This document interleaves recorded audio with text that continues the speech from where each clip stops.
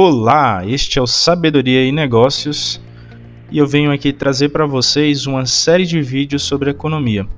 Nós traremos aqui no canal um curso básico completo de economia, trazendo todos os importantes tópicos dessa área do conhecimento. Então, já se inscreve no canal, ativa o sininho de notificação para você não perder nenhum vídeo.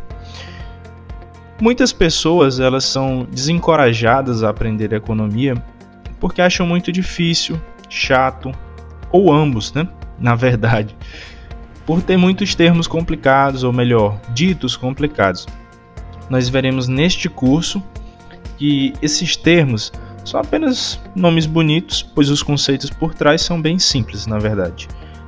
Aprender economia é muito importante para além do âmbito acadêmico. Estou falando aqui dos ouvintes entre vocês que desejam cursar academicamente economia. Então é uma área relevante para além do âmbito acadêmico, porque as pessoas, através do estudo da economia, elas podem desenvolver um olhar crítico sobre a realidade. E através desse olhar crítico, né, da sua própria vida e da sociedade, possam tomar aí melhores decisões. Então, dito isto, vamos começar aqui propriamente com o curso. A pergunta inicial é: o que é economia? Então, meu amigo, me diga aqui antes da minha resposta, o que você acha que é economia? Deixa aqui nos comentários. Economia, ela pode ser resumida basicamente como a ciência que estuda as escolhas de pessoas, empresas e governos. Quero que você grave essa informação. Economia é a ciência que estuda a escolha. Escolha, essa é a palavra-chave em economia. Escolha de pessoas, empresas e governos. Então, se uma criança perguntasse a você o que é economia, o que você diria? Conheço gente que responde aos pequenos que economia tem a ver com dinheiro e sua distribuição. Veja bem, a bem da verdade, essa é uma descrição muito incompleta. O dinheiro ele é apenas um instrumento que facilita o funcionamento do sistema econômico. Um instrumento importante, sem dúvida, mas que não representa bem a essência da economia. Economia, eu costumo responder que economia tem a ver com as escolhas que as pessoas fazem a respeito de praticamente tudo. A começar por quantos filhos ter. Acredita que essa é uma indagação econômica? Pois ela é sim. Onde tem um conflito de custo-benefício, tem economia. Então a economia é a ciência que investiga como empregamos nosso tempo, nossas habilidades, o dinheiro que temos à disposição, o que resolvemos comprar, o que escolhemos trabalhar, como, quanto e quando poupar, quantos anos estudar, etc. E o ponto de partida das ciências econômicas é este: nada existe em quantidades infinitas, a começar pelo seu tempo. Então essa é uma informação que vocês devem gravar também. É uma das premissas básicas do estudo da economia. Nada existe em quantidades infinitas, a começar pelo seu tempo. E por conta dessa dura e inescapável realidade, se torna essencial entender como fazer uso dos recursos que temos à nossa disposição. A escassez, o fato, como eu já falei, de que nada existe em quantidade infinita, implica que um dado uso de uma máquina, seja do nosso salário, seja do nosso tempo, sempre compete com outro. Veja, num mundo onde as coisas existem em quantidades ilimitadas, suficientes para satisfazer plenamente as vontades de todo mundo, as escolhas simplesmente perderiam importância. Não existiria algo chamado economia. Mas as coisas não são assim, né? Tanto em sociedade como individualmente, temos que fazer opções sempre. Não há escapatória. Vou dar aqui um exemplo bem simples. Como o dinheiro que você vai gastar ao longo da sua vida de trabalho não é infinito, se você que é uma pessoa que gosta muito de animais, por exemplo, decidir comprar ter 2 cachorros em casa durante 15 anos e cuidar bem deles, claro, cuidar bem deles, é importante ter em mente que essa escolha necessariamente implica que você está abrindo mão de um carro popular zero com o dinheiro que você vai gastar com esses 2 cães durante esses 15 anos. Ou seja, você está fazendo uma escolha em prol de outra opção que você poderia ter tido, né? Se você tivesse escolhido não ter os 2 cães e poupasse o dinheiro que seria correspondente à manutenção deles, então com alimentação, com cuidados médicos, pet shop, etc., daria para você ter um carro nesse mesmo período. Então isso é economia. Vocês estão entendendo? Abrir mão de algo em prol de outra coisa, né? E no caso, um economista, ele nunca vai falar ao invés de ter 2 cães em casa, compre um carro. O economista, ele nunca vai interferir na decisão individual das pessoas. O importante desse exemplo é que ele apenas deixa claro que, como eu já falei, que ter mais de uma coisa implica em ter menos de outra. Isso se chama em inglês trade-off. Então, trade-off significa a implicação de ter mais de uma coisa significa ter menos de outra. Entendeu? Agora pense no seu tempo. Ainda que você seja daquelas pessoas que conseguem dormir poucas horas, o tempo é certamente um recurso escasso. Assim, se você opta por assistir muita TV, vai estudar menos necessariamente. Ou seja, se você decide fazer faculdade no período matutino, essa escolha implica que você está trocando possivelmente, né, trocando a possibilidade de um emprego hoje, que ajudaria a logo se tornar independente, por exemplo, dos seus pais, né, ter sua própria grana ali. E aí você está abrindo mão desse dinheiro que você poderia ter agora e ter a sua liberdade, né, poder comprar suas coisas, para você ter um emprego lá na frente que possivelmente vai te pagar mais. Então é isso, escolhas, justamente porque você fez faculdade. Então isso eu quero que vocês entendam que é o trade-off, né? É só um nome bonito para dizer uma coisa bem simples, né? Ter mais de alguma coisa, a implicação em ter mais de alguma coisa significa necessariamente ter menos de outra, né? E aí são tantas escolhas, né? Devo abrir uma firma de informática ou produção de pneus? Se um governo decide gastar mais com um determinado programa social, ele deve aumentar o imposto de renda ou fazer uma dívida de modo a custear esse aumento nos gastos? Alugo ou compro o apartamento que eu gostei?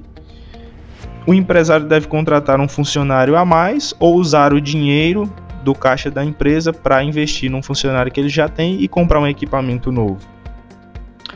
Então, escolhas, né? Entender como se dão essas escolhas e o que as alteram e o que elas implicam para cada um de nós e para o conjunto de todos nós é o que constitui o verdadeiro objetivo de estudo da economia. Então a economia é basicamente isso, são escolhas. Então aqui é a aula número 1 do nosso curso, né? Traremos aqui muitas outras aulas, eu não sei definir ainda quantas serão, mas serão muitas aulas e abordaremos diversos tópicos, todos os tópicos de nível básico aí da economia, que vai te dar a base para você poder comprar, sei lá, um livro de economia e poder entender minimamente o que está sendo falado ali, o que está sendo tratado ali. Então é isso, espero que vocês tenham gostado. Se vocês gostaram do vídeo, não esqueçam de deixar o seu like aqui embaixo, compartilhar com outras pessoas que tenham interesse nessa área. Todos, na verdade, deveriam ter interesse, mas sabemos que o Brasil tem um déficit muito grande na questão de educação financeira, de finanças, enfim. Eu trarei outros cursos aqui para vocês também de finanças pessoais, voltadas aí para economia, né, para controle de gastos, enfim. Acompanhem o canal, se inscrevam, ativem o sininho de notificação para vocês receberem a notificação do YouTube toda vez que eu colocar um vídeo novo. Então é isso, te vejo no próximo vídeo, até mais.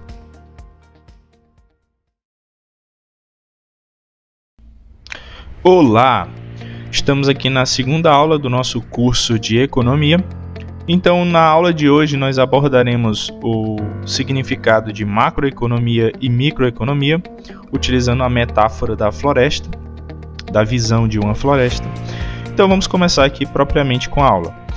A microeconomia, ela estuda como as pessoas e empresas tomam suas decisões no nível individual. Já a macroeconomia, ela vai estudar como essas decisões que a gente toma no nível individual, elas se relacionam. A diferença entre macroeconomia e microeconomia, ela pode ser entendida mais facilmente se utilizarmos, como eu falei, a metáfora da floresta. Pense na macroeconomia como a área que estuda a evolução da floresta. A evolução da floresta como um todo ao longo do tempo. Por exemplo, a expansão dos limites da floresta, a temperatura, a quantidade média de chuva, o que ela recebe, como isso muda de ano para ano, a qualidade geral do solo, o total de espécies vegetais e animais que habitam nela. Enfim, a macroeconomia lança um olhar sobre o todo. É uma visão de uma pessoa sobrevoando a floresta de helicóptero com um ótimo binóculo. Entendeu? É uma visão, como o próprio nome sugere, né? Macro é uma visão geral. É a descrição do dia a dia da macroeconomia que você encontra no caderno de economia dos jornais, onde se discutem grandes temas como inflação, crescimento do PIB, né? Que é o Produto Interno Bruto, déficit do governo, etc. Né? São temas, inclusive, que trataremos mais à frente aqui no nosso curso básico de economia. Na macroeconomia, em resumo, o foco de análise é principalmente entender como as variáveis econômicas evoluem ao longo do tempo. Já na microeconomia, ela vai estudar como se dão as interações no nível mais detalhado, abaixo da superfície. Pensando na metáfora da floresta, né?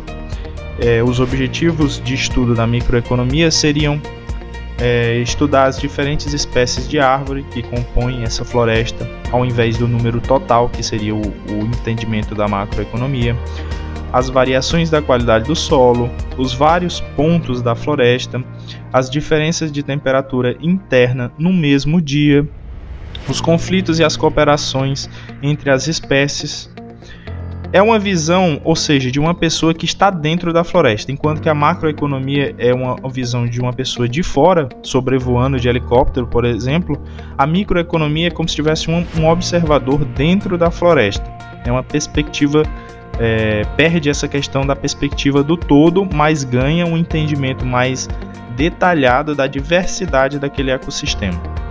Tanto a macro quanto a microeconomia são muito importantes para entendermos o funcionamento do sistema econômico social.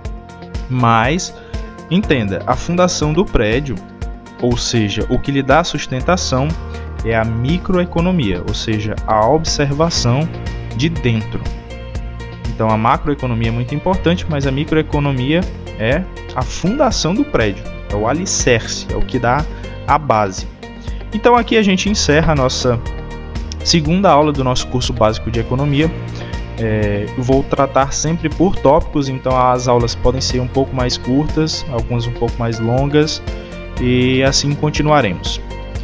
Então já deixa o like, inscreva-se no canal para você acompanhar os próximos vídeos, ative o sininho de notificação e eu te vejo no próximo vídeo.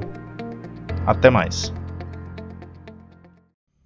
Olá, este é o Sabedoria de Negócios e eu trago aqui para vocês mais uma aula de economia, a aula de número 3, cujo título é Racionalidade Econômica. Então, como não cair no canto da sereia? Esse é o subtítulo, logo vocês vão entender o que significa esse subtítulo. Racionalidade econômica é não cometer sistematicamente o mesmo tipo de equívoco, é não jogar contra você mesmo.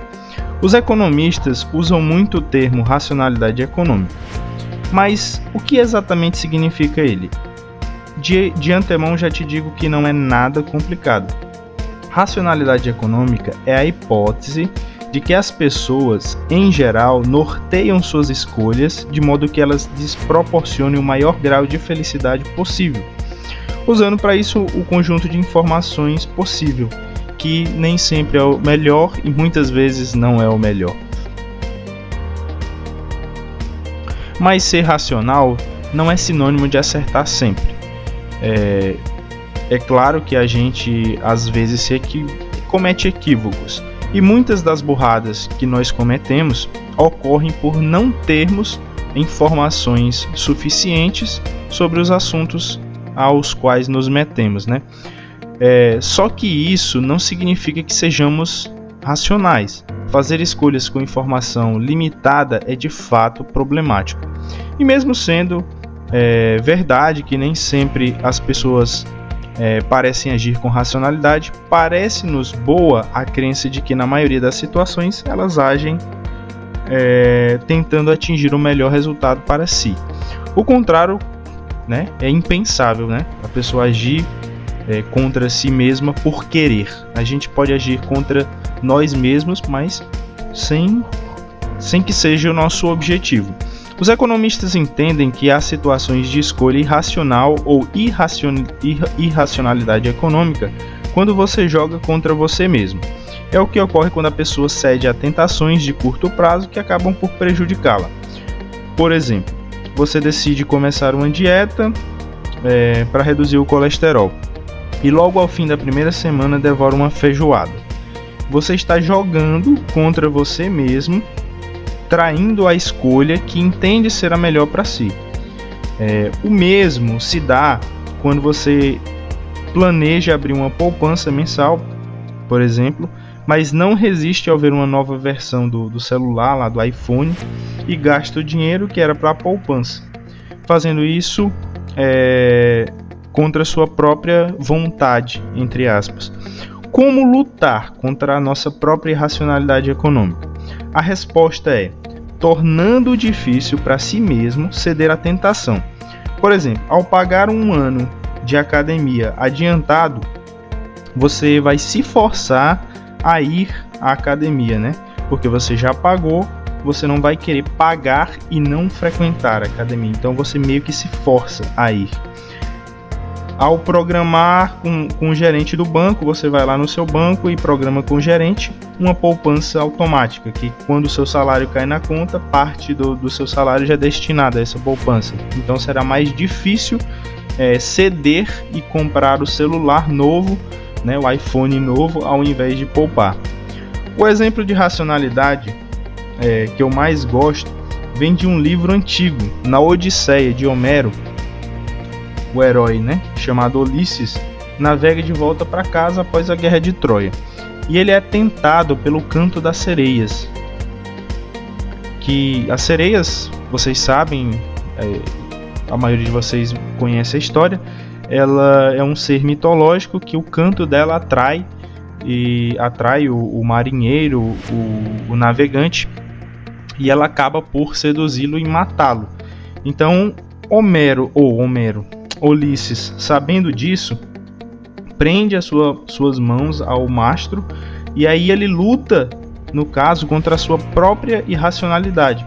Ele sabe que essa tentação vai vir, né, da sedução do canto da sereia, e ele, usando a sua racionalidade, ele prende as suas mãos ao mastro do navio para que ele possa navegar e o canto das sereias, né, não o conduzam até elas e ele venha a perder a sua vida.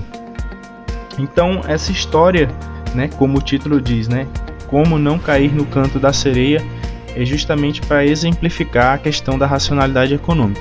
E aqui nós terminamos a nossa aula de número 3.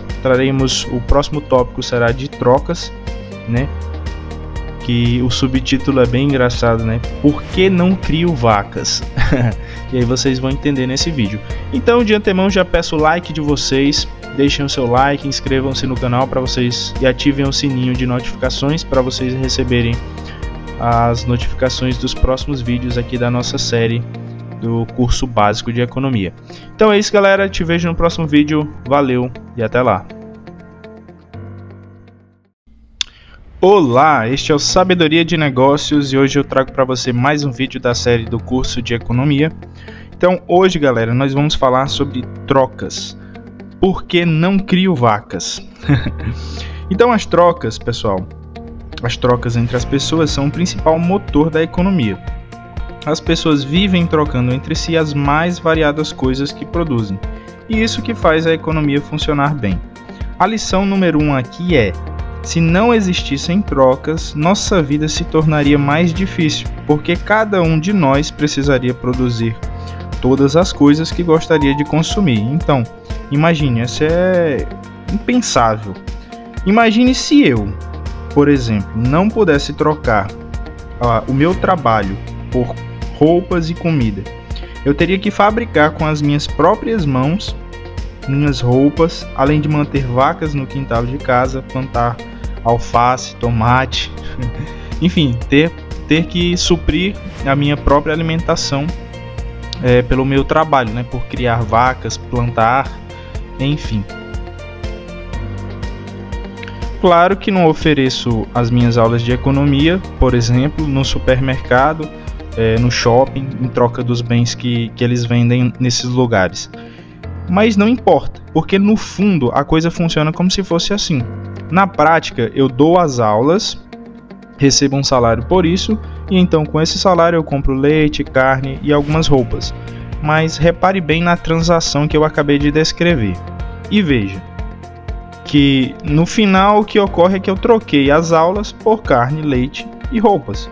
O dinheiro é, na verdade, apenas um instrumento que ajuda a efetivar a troca final entre o que eu sei fazer, no meu caso, dar aulas, e as pessoas e as coisas que eu quero comprar e que são produzidas por outras pessoas com habilidades que são diferentes das minhas. As trocas, elas são fundamentais porque elas facilitam com que cada um se especialize em fazer o que melhor sabe. E essa especialização permitida pelas trocas torna todo mundo mais produtivo. É graças às trocas que as pessoas podem gastar mais tempo se aprimorando na produção daquilo que sabem fazer bem. Isso significa, por exemplo, que no mundo em que tem gente que só produz cerveja e gente que só produz suco de laranja, vai ser um mundo com maior quantidade total de cerveja e de suco de laranja do que um mundo no qual todos produzem simultaneamente as duas coisas e não são especialistas eficientes em nenhuma delas. Além do mais, este fato implicaria diretamente na qualidade dos produtos ofertados. Então, galera, eu quero que vocês mentalizem que o conceito de troca é essencial porque é por meio dela que a economia consegue funcionar. Na aula seguinte, nós veremos o significado de moeda, que nada mais é que um instrumento que facilita efetivar as trocas. Então, não perca nenhum vídeo da nossa série de economia. Já se inscreva no canal, ative o sininho de notificação para você receber a notificação toda vez que eu colocar um vídeo novo. Então é isso, te vejo no próximo vídeo rumo à liberdade financeira. Olá, este é o Sabedoria de Negócios e eu trago para vocês a aula de número 5. O título é Moeda, a maior invenção depois da roda. Então, a definição de moeda é basicamente um instrumento que nos facilita efetivar as trocas. Na aula anterior a gente viu a definição, né? Estudamos a questão das trocas e como elas são importantes na economia. Então a moeda nada mais é que um instrumento que vai nos facilitar efetivar essas trocas. Como vimos anteriormente, realizar trocas é fundamental para que a economia funcione a contento, para que cada um possa se dedicar a fazer aquilo que melhor sabe fazer. Ok, mas como eu troco, por exemplo, o livro que eu estou escrevendo por caixas de leite no supermercado? Eu posso chamar o gerente e oferecer o livro em troca de algumas caixas de leite, mas creio que isso não funcionaria. Então, é a moeda que faz esse serviço. de maneira muito eficaz. O livro é vendido na livraria, eu ganho um dinheiro com isso, depois eu uso esse dinheiro no supermercado para fazer ali as compras, comprar o que eu quiser, basicamente. A moeda facilita em muito a troca, pois ela magicamente transforma o livro em qualquer outro produto que eu queira comprar. Hoje nós usamos como moeda um papel timbrado, fabricado, do governo, pelos órgãos criados pelo governo, mas há muito tempo atrás, durante o Império Romano, por exemplo, usava-se o sal como moeda.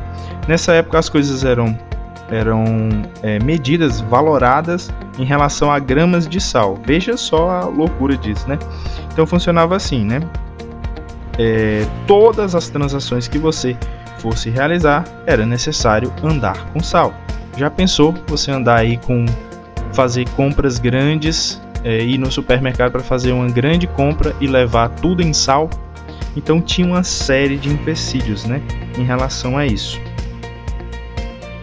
A principal dela era ter que carregar o sal por aí, para fazer compras grandes em lugares longínquos.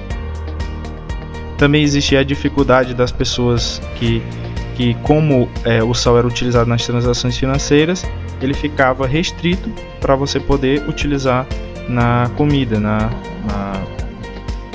elaboração de pratos.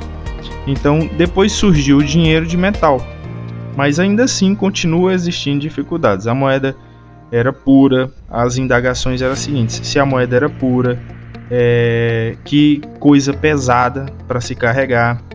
E com os metais sendo utilizados para efetivar as trocas, como moeda, menos metais ficavam disponíveis para outros usos, para fabricar produtos, por exemplo. Mas claro, o homem é um bicho muito esperto e com o tempo ele foi percebendo todos esses inconvenientes. Então certo dia alguém disse: olha, em vez de você ficar andando com essas moedas pesadas por aí, deixe-as aqui comigo, guarde esse recibo provando que você as depositou aqui e use-o para fazer as trocas que você precisa. Assim surgia o papel moeda. No começo era garantido pelo lastro de moedas de ouro depositadas numa instituição que passamos a chamar de banco. Foi aí que surgiu os bancos. Mais tarde, quando os governos se tornaram mais sólidos, esse papel, chamado de moeda fiduciária, deixou de ser lastreado em ouro e passou a ser garantido pela palavra do Estado. Hoje em dia você pode trocar seu dinheiro por outro no banco a qualquer hora, mas a questão é que isso nem é mais necessário. O dinheiro é a fidúcia, ou seja, que todos aceitem a moeda em todo tipo de transação possível e acredite que outros farão a mesma coisa. E quem garante a fidúcia? O governo, claro. Não é à toa que as pessoas rejeitam as moedas de governos fracos e instáveis, por exemplo, Venezuela, e buscam refúgio na moeda de governos mais confiáveis, por exemplo, Estados Unidos. Quando o governo de seu próprio país faz mau uso da fidúcia, você vê claramente essa migração de investidores, enfim. Então aqui nós encerramos a nossa aula de número 5. A próxima aula será o tema de restrição orçamentária. Eu te vejo lá. Já avalie esse vídeo deixando aqui o seu like, inscreva-se no canal, ative o sininho de notificações para você receber toda vez que eu colocar um vídeo novo. E eu te vejo no próximo vídeo. Até lá! Olá, este é o Sabedoria de Negócios. Estamos aqui no nosso curso de Economia, na aula número 6, cujo título é Restrição Orçamentária, onde eu almoço e onde eu almoçava. Então vamos à definição. Restrição orçamentária é basicamente o limite para a quantidade de coisas que você consegue comprar, que você consegue adquirir, considerando a sua renda e os preços dos produtos e dos serviços. O funcionamento da economia ele é pautado por escolhas, como a gente já viu anteriormente, mas infelizmente essas escolhas não são livres, leves e soltas. Não há milagre. Dados os preços das coisas e dada a sua renda, existe um limite para a quantidade de coisas que você consegue adquirir.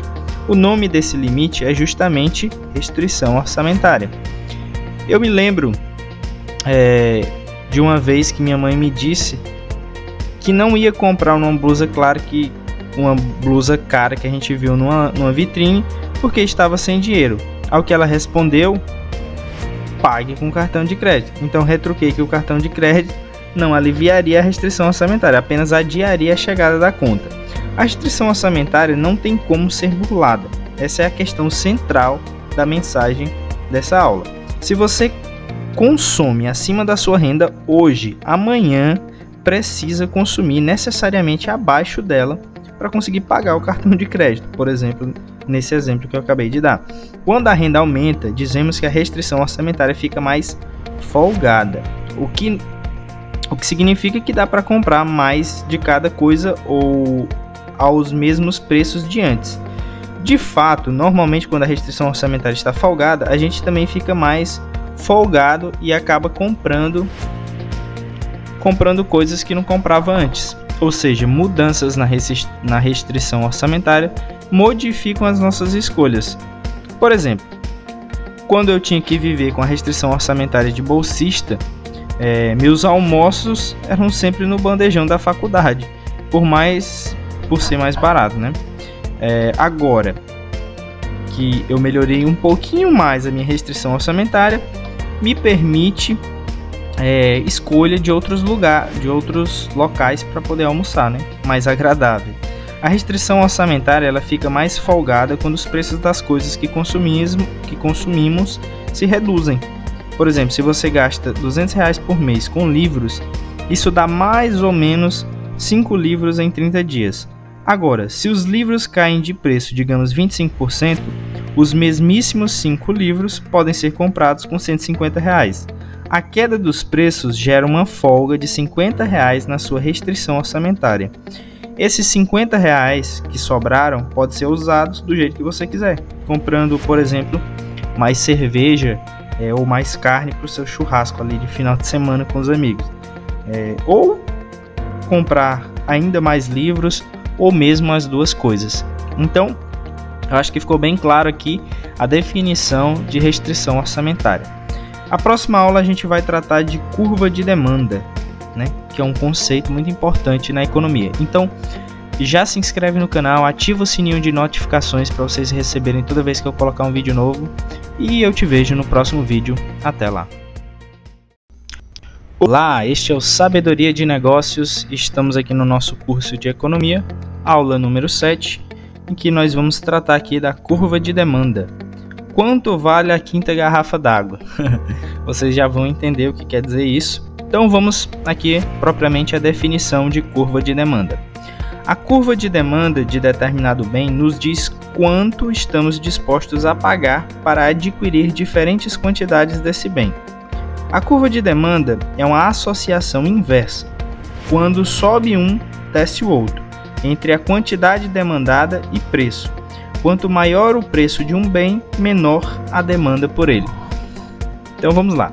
A definição apresentada anteriormente parece básica, não é?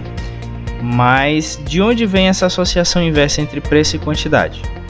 Primeiro, vem do fato de que você pode, em muitos casos, substituir uma coisa que fica mais cara por outra que cumpra função semelhante e seja mais barata. Então, quando sobe o preço da primeira, você abre um pouco mão dela, adquirindo mais da substituta. Ou seja, a demanda por aquele primeiro bem diminui. Por exemplo, se o preço de um ingresso para um estádio de futebol se eleva, você substitui algumas idas ao estádio por outra diversão qualquer, né? Como idas ao cinema, por exemplo. Assim, se o ingresso a R$50, se o ingresso do estádio de futebol está a R$50 e você vai ali 5 vezes ao ano, se por acaso esse ingresso aumentar para 70, você naturalmente vai menos, digamos aí 3 vezes apenas.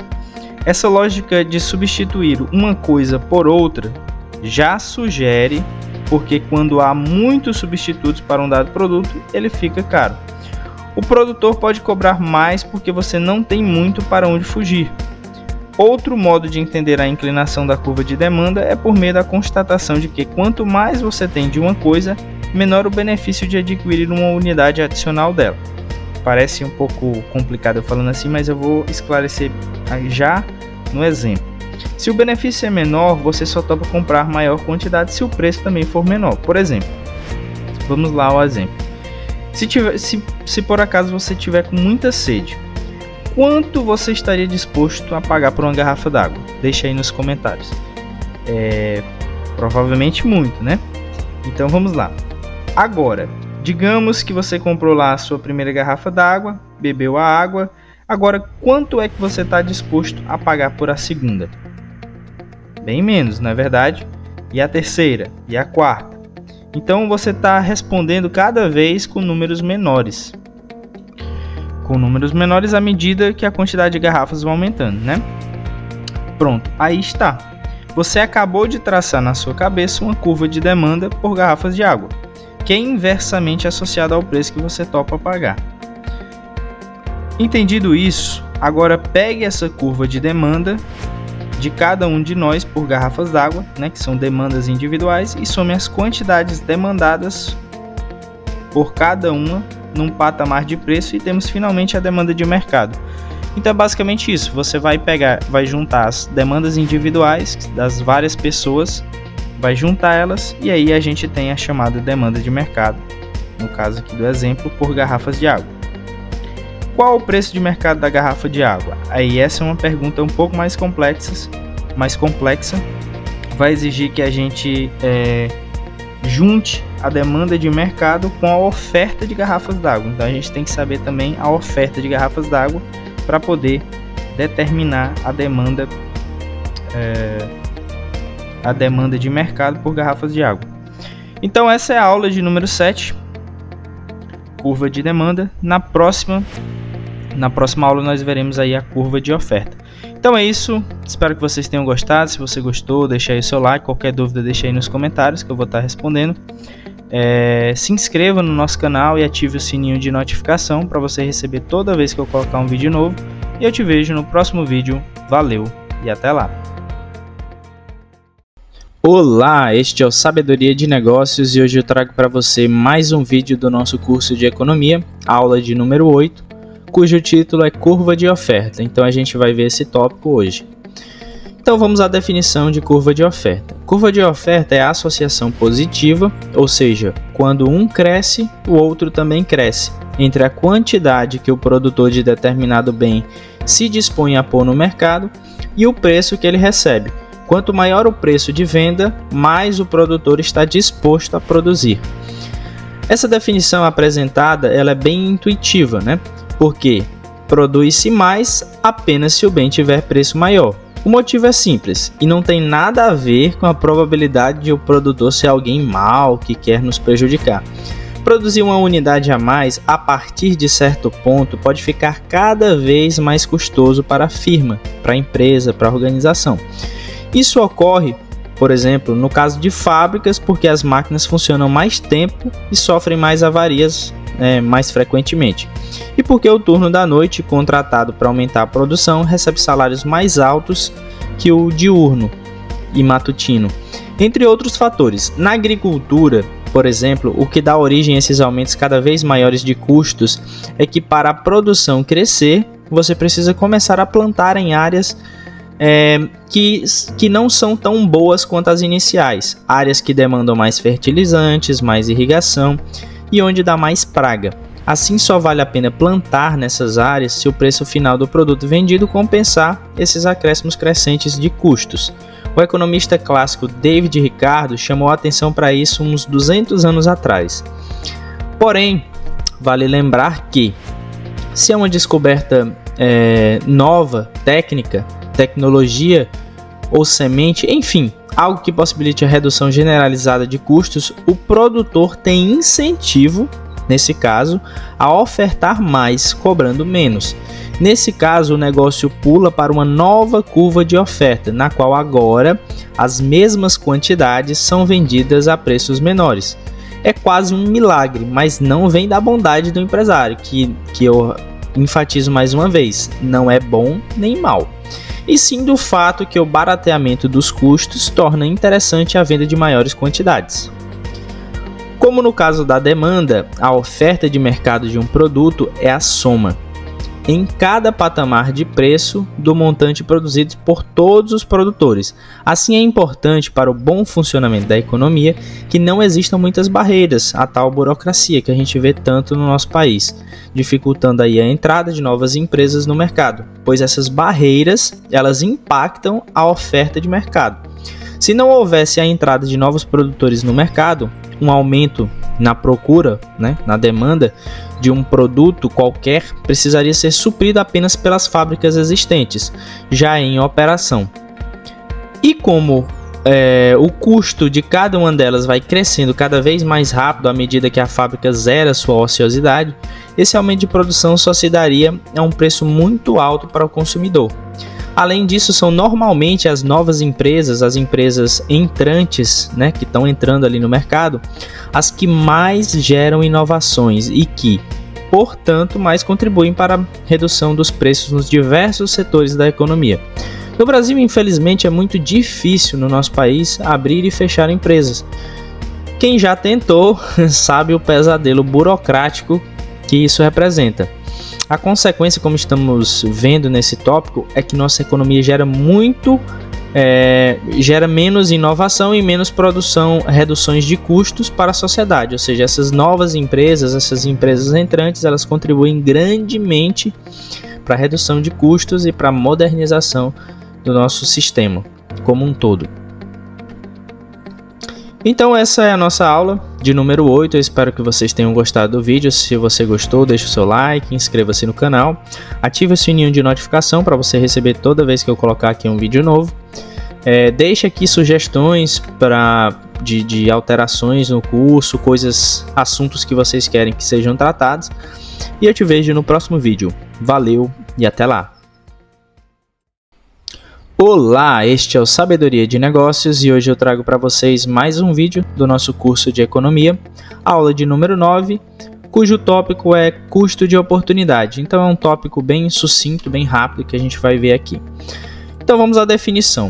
Custo de oportunidade é quando você deixa de ganhar fazendo uma determinada escolha ao invés de outra. Então é basicamente isso, você vai abrir mão de uma escolha em prol de outra, que você julga que lhe trará melhores retornos. Então todos os custos econômicos são na verdade custos de oportunidade. O custo de oportunidade de, por exemplo, produzir os vídeos aqui é o custo de deixar de lado a segunda melhor opção de como usar o meu tempo. Por exemplo, dormir um pouco mais, enfim, aí vai subjetivamente de cada um. Já o custo de oportunidade para você que está assistindo aqui o meu vídeo, nesse tempo você poderia, por exemplo, estar lendo um livro, estar trabalhando ou fazendo alguma outra coisa, enfim, algo do seu agrado. Então você está assistindo o vídeo e abrindo mão de outra coisa. Então o custo de oportunidade de um namoro levado a sério é que você vai deixar de conhecer outras pessoas. Se você, claro, levar esse namoro, como eu falei, se você levar o namoro a sério. O custo de oportunidade de ver novela todo dia é que assim você tem pouco tempo, por exemplo, para ler um livro, para assistir um vídeo de economia, enfim.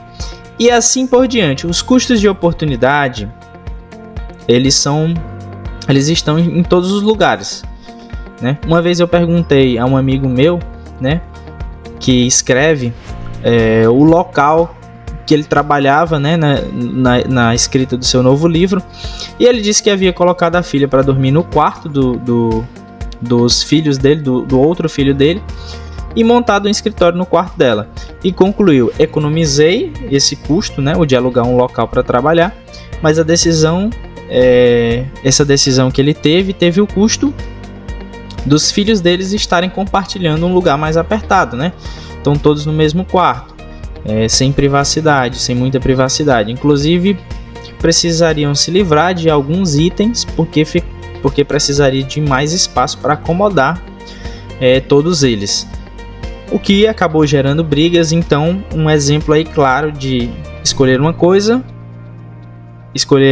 ter uma opção, escolher uma determinada opção e abrir mão de outra e ter aí, ali suas consequências e suas benesses. As benesses é que ele economizou na questão do aluguel, e os malefícios seriam os filhos estarem dividindo o mesmo quarto, não terem privacidade, gerar brigas, enfim. A decisão de usar, no caso, o quarto, né, como escritório, pode ter sido a mais apropriada para a família, mas que essa decisão ela teve um custo, claro, teve. Então isso é o custo de oportunidade. Esse custo que precisa ser comparado com o custo de alugar um pequeno escritório, né, fora de casa.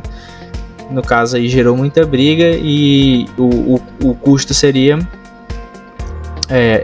de alugar um lugar fora seria, né, pagar o aluguel. Por fim, vou trazer aqui um último exemplo. Quando o empresário ele contrata mão de obra, ele incorre, né, ele tem um custo, o custo de contratação, cujo principal componente é o salário pago ao novo funcionário. Como entender esse custo como um custo de oportunidade? Ora, para que o funcionário concorde em mudar de emprego, no caso, vamos supor que ele já esteja trabalhando em outra empresa, o empresário precisa bancar o valor da melhor opção que o funcionário tem à sua disposição, que o salário e as condições de emprego atuais sejam melhores do que a do emprego que ele já ocupa. E se a pessoa estiver desempregada? Nesse caso, o custo de oportunidade é menor, mas ainda existe.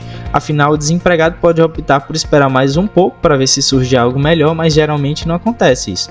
Ele pode decidir que é chegada a hora de abrir um negócio próprio também, mas a escolha que geralmente acontece é a dele escolher o emprego por conta dele estar desempregado, está precisando de salário, está precisando trabalhar, ele escolhe aquele trabalho ali que está sendo disponível, ou seja, o custo de oportunidade, nesse caso dessa pessoa desempregada, ele é muito menor do que uma pessoa que já está empregada, porque aí você tem que ofertar um salário melhor, melhores condições de trabalho para que ele deixe o atual emprego dele e venha trabalhar, né, na sua empresa, por exemplo. Então essa é a definição de custo de oportunidade, uma definição bem simples. Eu espero que vocês tenham gostado do vídeo. Se você gostou, não esqueça de avaliá-lo, deixando aí o seu like. Inscreva-se no nosso canal e ative as notificações para vocês receberem a notificação toda vez que eu colocar aqui um vídeo novo. Então é isso, eu espero realmente que vocês sigam as nossas aulas no nosso curso de economia e te vejo no próximo vídeo. Até lá! Olá, este é o Sabedoria de Negócios e hoje eu trago para você mais um vídeo do nosso curso de economia, aula de número 10, cujo título é Custos de Produção. Então vamos à definição de custos de produção. Custos de produção são os custos que uma empresa, que uma organização tem de pagar para produzir alguma coisa, como o próprio nome já sugere. Os custos de produção eles podem ser divididos em dois. Nós temos aqui os custos fixos e os custos variáveis. O custo variável é aquele que cresce junto com o volume de produção. Por exemplo, quando o motorista de ônibus dirige ali o veículo, o custo do combustível e da manutenção, óleo, pneus, etc., é variável. Ele será maior quanto mais o ônibus rodar. Numa fábrica, o custo associado ao uso de energia elétrica é variável, pois quando a fábrica aumenta a produção, esse custo aumenta junto ao mesmo tempo. As luzes precisam ficar acesas mais tempo e as máquinas precisam ficar ligadas também mais tempo. O custo do desgaste das máquinas também é variável conforme ela funciona, né? Conforme se produz mais, desgasta-se mais a máquina.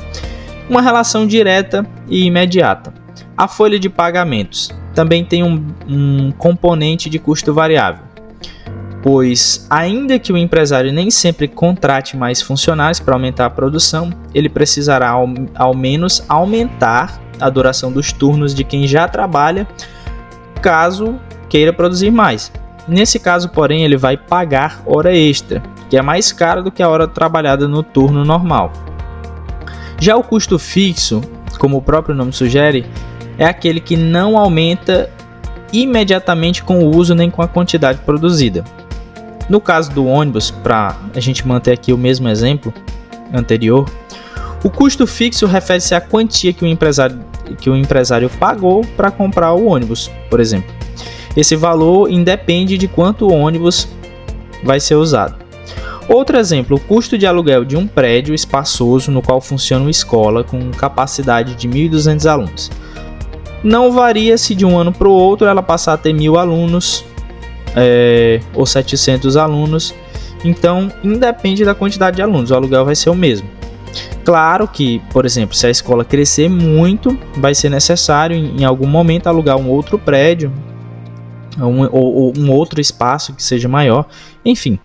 Então, não é que o custo fixo nunca se altere. A ideia é de que ele não muda na razão de 1 para 1, como é o caso do custo variável, com a quantidade produzida, né? No caso desse exemplo, os alunos recebidos. Agora, se você somar o custo fixo com o custo variável, você vai chegar no que a gente chama de custo total.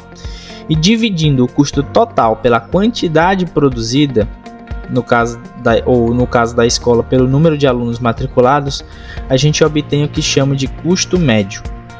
Então a gente aprendeu aí importantes definições aí que a gente vê na contabilidade, que é custo variável, custo fixo, enfim, custo médio. Observe que no caso do exemplo da escola, o custo fixo de alugar o prédio e de pagar os professores necessários para dar os cursos é diluído à medida que aumenta o número de alunos por sala. O aluguel não muda, o salário dos professores também não se altera, mas a fração aluguel-aluno e a fração professor-aluno caem, derrubando assim o custo médio. Então, é muito interessante isso, né? E isso tem implicações para o tamanho ideal de um empreendimento. Se a escola tiver poucos alunos, o aluguel e o salário dos professores tornam a escola inviável economicamente, porque o custo médio da operação fica enorme. Então, a gente vê muito isso. É uma definição que vocês têm que pegar. Custo médio. Custo de oportunidade, como a gente já viu. Como o custo médio ele vai se reduzindo à medida que a escola recebe mais alunos, ele vai se diluindo. O segredo do negócio, no caso, é ter tamanho, né? Quanto maior o negócio for, melhor vai ser, porque certos custos são diluídos no tamanho da operação. Atividades com custos fixos grandes, como ensino escolar, produção de aviões, o custo altíssimo de design e pesquisa tecnológica, que também é fixo, né? Não muda com a quantidade de aeronaves que são fabricadas, e a invenção também de medicamentos, por exemplo, também que tem enormes custos fixos para pesquisa, desenvolver novas fórmulas, etc., precisam ocorrer em escala elevada para poderem ser competitivas. Nesses casos, enfim, o tamanho realmente importa. Quanto maior a organização é, mais os custos são diluídos e, enfim, o maior vai ser o retorno aí para o empresário.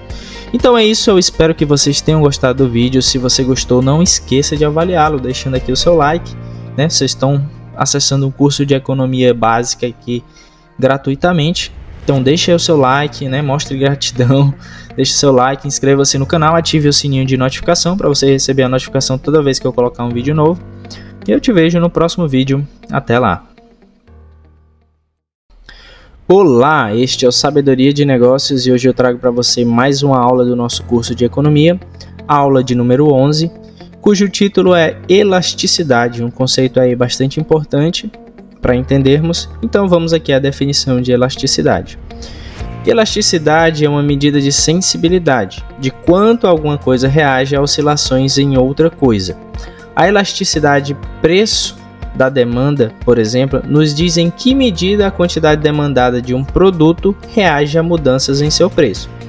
Pronto, aqui pode parecer complicada essa definição, mas a gente vai ver aqui através dos exemplos que é mais simples do que parece. Então vamos supor que um torcedor de time, aí, um corintiano fanático, né? Para ele, um aumento no preço do ingresso para assistir um jogo no estádio quase não afeta o número de vezes que ele vai ver o time, né? Não vai ver o timão, né? Como a demanda dele por ingresso não reage muito ao preço do ingresso, a gente fala que essa demanda é inelástica ao preço. Ou seja, mesmo o preço do ingresso do estádio sendo muito caro, ele continua, isso não influencia na frequência que ele vai ver o jogo, porque ele é muito fanático para o seu time. Então a gente fala que essa demanda é inelástica ao preço. Então guarde essa definição, esse conceito, inelástica. A demanda das pessoas, por exemplo, por gasolina, também é inelástica, principalmente no curto prazo, porque sobe o preço na bomba. Mesmo subindo o preço na bomba, é difícil você logo reduzir os deslocamentos, né? Reduzir as suas viagens, por assim dizer. É difícil ajustar assim tão depressa a sua rotina, de forma geral. Porém, com o tempo, se esse preço se mantém elevado, a demanda por gasolina cai mais do que inicialmente, porque aí as pessoas elas já vão se mobilizar para economizar, montando esquemas de carona, mudando para mais perto do trabalho, passando a fazer a pé alguns trechos mais curtos e, sobretudo, comprando ou trocando carro por carros mais econômicos.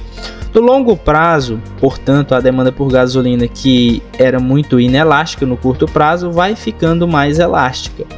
Mas a demanda, por exemplo, do torcedor, que eu falei anteriormente, essa não muda de elasticidade, nunca. Já os produtos que pouco se diferencia de um similar oferecido pelos concorrentes apresentam uma elasticidade preço alta, ou seja, tem demanda elástica. A quantidade demandada é muito sensível a mudanças de preço. Eu vou te dar o exemplo agora para você entender melhor.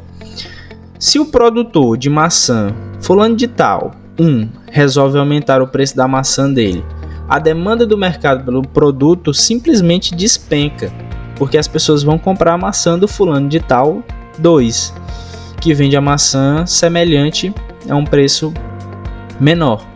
Quando a demanda é elástica, como nesse caso, cada produtor individualmente não tem como cobrar um pouquinho a mais do que o preço de mercado, pois se fizesse isso, derrubaria a quantidade que ele pode vender. Esses produtos homogêneos, por assim dizer, que são chamados de commodities, que vão ser aí frutas, por exemplo, legumes, verduras,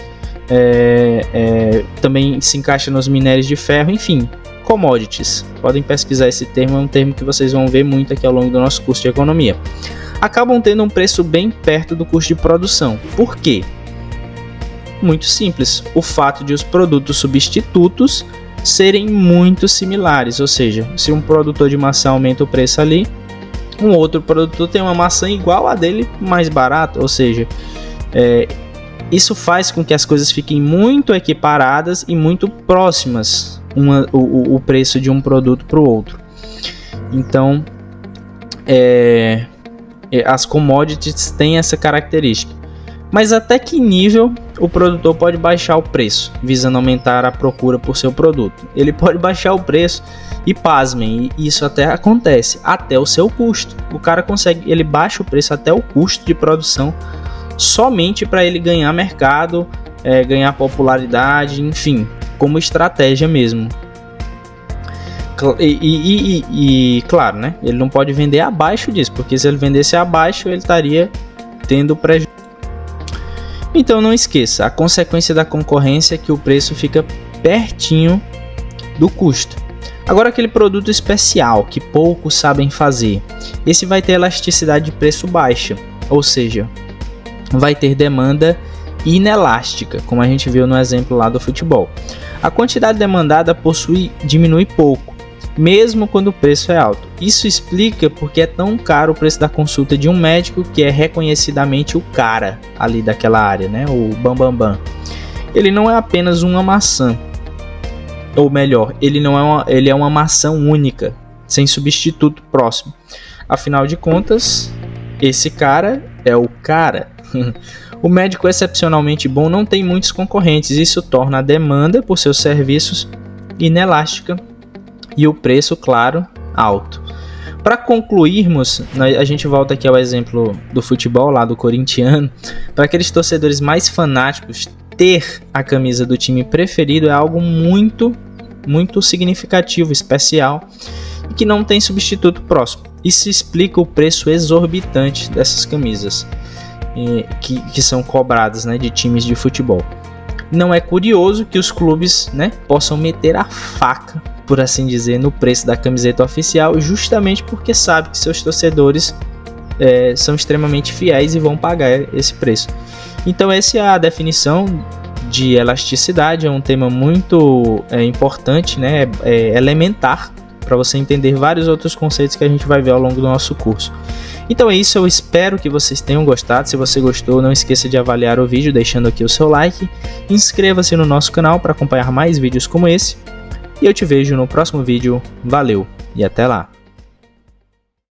Olá, este é o Sabedoria de Negócios e hoje eu trago para você mais um vídeo do nosso curso de Economia, aula de número 12, Equilíbrio de Mercado.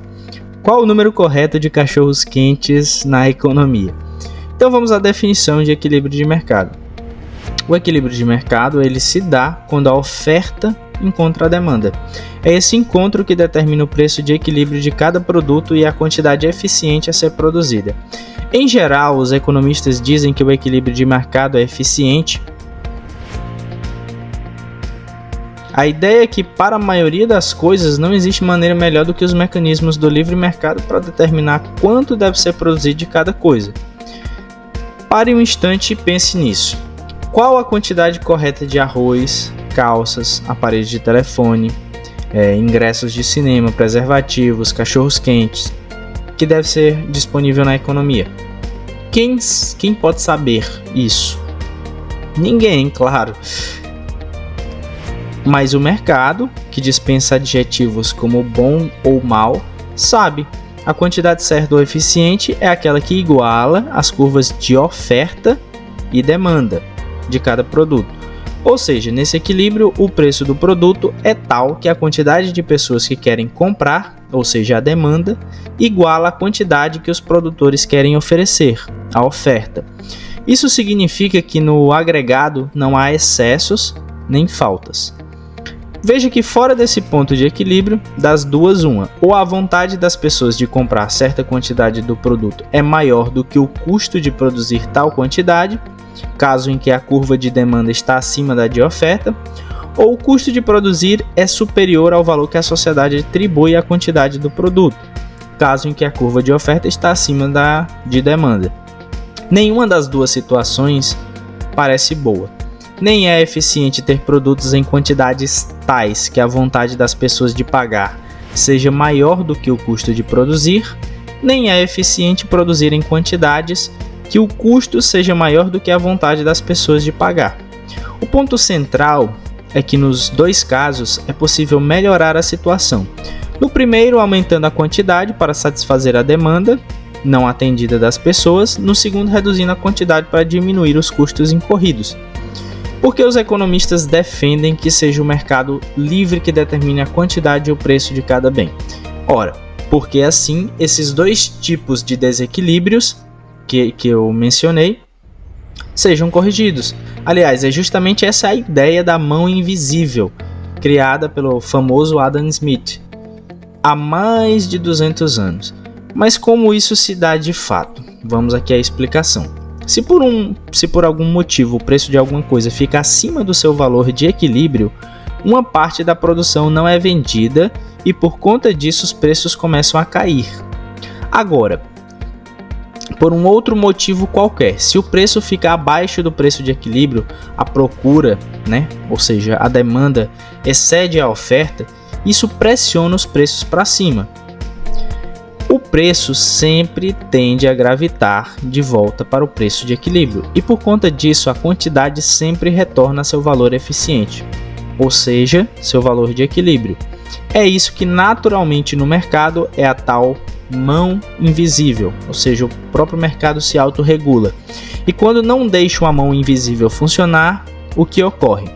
A resposta você encontra no próximo tópico que a gente vai debater, que é controle de preços.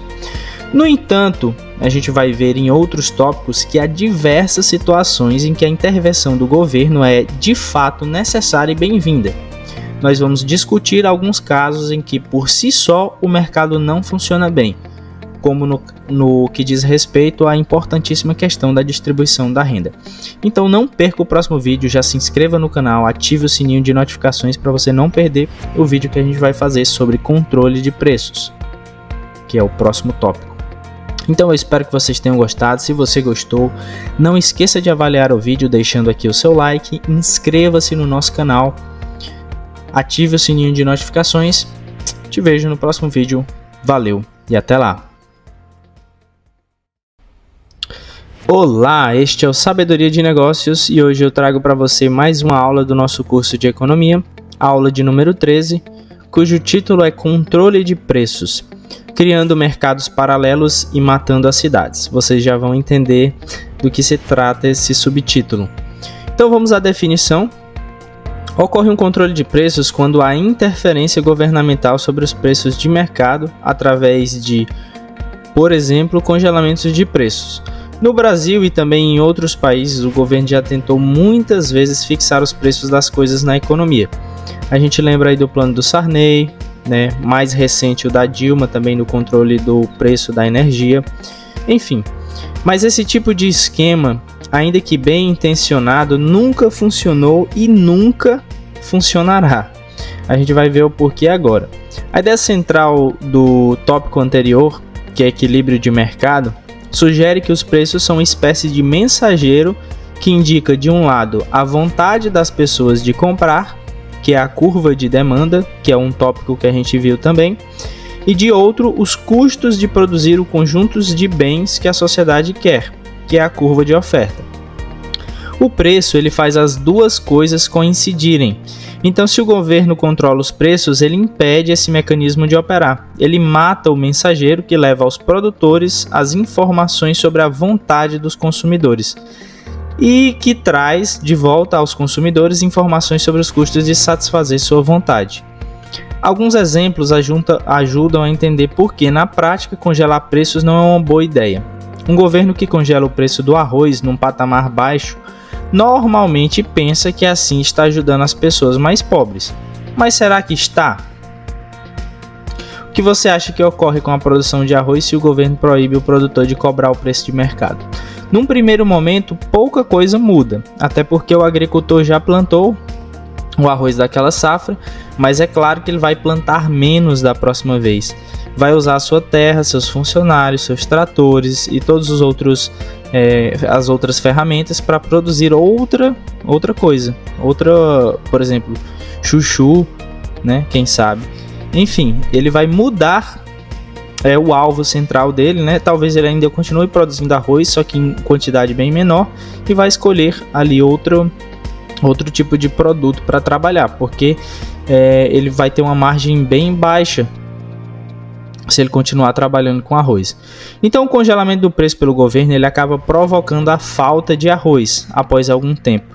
Isso sem falar nas filas que surgem por conta da disputa pelo pouco arroz em circulação e no mercado paralelo de arroz. Pasmem, isso sempre acontece quando há esse tipo de intervenção governamental. Esse tipo de mercado, o mercado paralelo, ele aparece para escapar da legislação. Fica com arroz quem aparece mais cedo na fila e aguenta mais horas em pé, e quem se arrisca no mercado paralelo, no caso. Este é o problema dos mercados paralelos. Neles, o consumidor fica desprotegido, não tem acesso à lei, não pode processar um fabricante que lhe vende comida estragada, por exemplo. Quem está operando no mercado paralelo não paga nenhum imposto, isso prejudica os programas do governo que dependem da arrecadação de impostos. Mesmo em países mais desenvolvidos, volta e meia alguém congela um preço com consequências quase sempre catastróficas. Nos Estados Unidos já foi mania fixar o preço dos aluguéis abaixo do valor de livre mercado, para vocês verem que nem os Estados Unidos escapa dessa política burra. Supostamente isso visaria ajudar os menos abastados, permitindo que morem numa cidade cara como Nova York, por exemplo. Mas como você acha que os donos dos apartamentos vão reagir? O que ocorre com a oferta de apartamentos? Eles ficam chupando o dedo? Ora, não é bem assim não. Se um apartamento não pode ser alugado pelo preço de mercado, para o dono o valor dele se torna menor. Assim o dono cuida menos do imóvel e a cidade vai ficando cheia de prédios feios, detonados. Com o aluguel fixado pelo governo em um nível muito baixo, você que já assistiu às aulas anteriores, na aula de curva de demanda, sabe que vai ter muita gente querendo morar de aluguel, seu aluguel está baixo. E com esse tanto de gente querendo alugar, não cuidar do apartamento diminui muito pouco as chances de o dono encontrar um inquilino. está aí mais um incentivo para ser relapso na conservação do apartamento. Para fechar o círculo, porque o inquilino topa morar num apartamento mais detonado? Porque o preço do aluguel é artificialmente baixo por decreto. É essa a explicação. Essa dinâmica gera uma grande ineficiência de mercado. Pense, por exemplo, numa família de 5 pessoas que vira uma família de 2 pessoas quando os filhos saem de casa. Se antes essa família vivia num apartamento grande, o ideal seria que agora eles mudassem para um apartamento menor, visto que os filhos, se foram. Isso liberaria o apartamento para uma família numericamente maior com filhos pequenos. Numa economia sem controle de aluguéis, essa dinâmica eficiente ocorre normalmente fluidamente. O mercado faz o ajuste necessário via preço. Não vale a pena pagar um aluguel caro por um apartamento grande onde só vivem 2 adultos. Não é uma espécie de bondade social, tipo, as pessoas não saem do apartamento porque elas dizem, eu sou uma pessoa boa, vou liberar para uma família maior. Não, é o próprio mercado se rearranjando. É o preço, o mensageiro que lhe envia o sinal para fazerem o que é eficiente, não apenas para eles, mas para todos, como eu falei anteriormente. Já numa economia com controle de aluguéis, o casal não tem incentivo para sair do apartamento, dado que o preço tabelado é artificialmente baixo. E como numa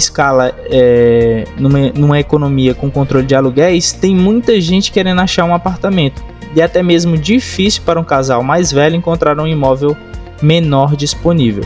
Assim terminamos com uma baita ineficiência, o casal sem filhos morando num espaço enorme e o casal cheio de filhos morando não se sabe onde, com a família toda empilhada.